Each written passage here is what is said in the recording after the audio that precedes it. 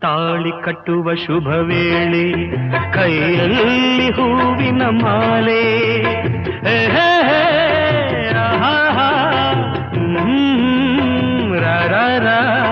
ತಾಳಿ ಕಟ್ಟುವ ಶುಭ ವೇಳೆ ಕೈಯಲ್ಲಿ ಹೂವಿನ ಮಾಲೆ ಯಾರಿಗೆ ಯಾರೆಂದು ವಿಧಿ ಬರೆದಿರುವ ಎಂದು ಯಾರಿಗೆ ಯಾರೆಂದು ವಿಧಿ ಬರೆದಿರುವ ಎಂದು ತಾಳಿ ಕಟ್ಟುವ ಶುಭ ವೇಳೆ ಕೈಯಲ್ಲಿ ಹೂವಿನ ಮಾಲೆ.